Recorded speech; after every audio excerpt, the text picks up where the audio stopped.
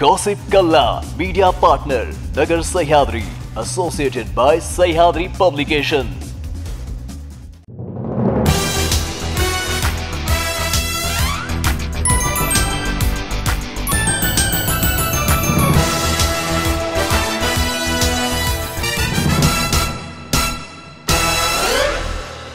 प्रेक्षको नमस्कार, मी दिशा. न्यूज 24 सह्याद्री मध्ये तुमचं स्वागत. पाहूया चित्रपट सृष्टीतील काही रंजक घडामोडी. बॉलिवूड चित्रपट सृष्टीतील लोकप्रिय अभिनेत्री हेमा मालिनी आणि अभिनेता धर्मेंद्र यांची मुलगी ईशा देओल ड्रग्ज घेत असल्याच्या अफवा अनेक वेळा समोर आल्या आहेत. हेमा मालिनी यांच्या कानावर ही बातमी पडायची तेव्हा त्यांनाही धक्का बसला. सर्वजण यावरून ईशा, हेमा मालिनी आणि संपूर्ण परिवाराला ट्रोल करू लागत होते. यानंतर ईशाची आई हेमा मालिनी यांना स्वतःचं अखेर सत्य लोकांसमोर आणावे लागले. ईशा देओलने हेमा मालिनी यांच्या Hema Malini beyond the dream girl या चारित्र्यातून ही घटना लोकांसमोर आणली आहे. ऑस्कर विजेता संगीतकार AR रहमान यांच्याबद्दल फार काही बोलण्यासारखं किंवा लिहिण्यासारखं नाही असं वाटतं.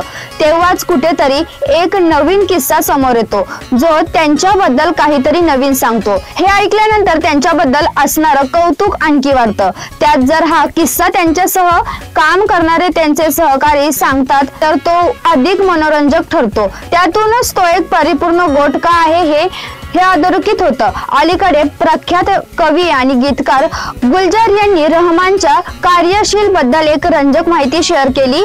तो एक वेडसर व्यक्ती असून त्याला कामात फार लोकांच्या मदतीची गरज नसते असं त्यांनी सांगितले. नीना गुप्ताला बॉलिवूड मधील दिग्गज अभिनेत्री म्हणून ओळखलं जातं. यासोबतच ती आपल्या बेबाक बोलण्यामुळे देखील चर्चेत असते. नीना गुप्ताने आपल्या करिअर मध्ये बेहतरीन सिनेमे केले आहेत. मात्र आपल्या प्रोफेशनल लाईफ पेक्षा ती खासगी आयुष्यामुळे जास्त चर्चेत आहे.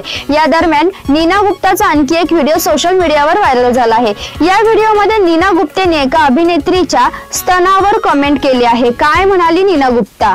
नीना गुप्ताचा हा व्हिडिओ सोशल मीडियावर व्हायरल होत आहे. नीना गुप्ता कपिल शर्माच्या शो मध्ये गेली होती तेव्हाचा हा व्हिडिओ व्हायरल झाला आहे.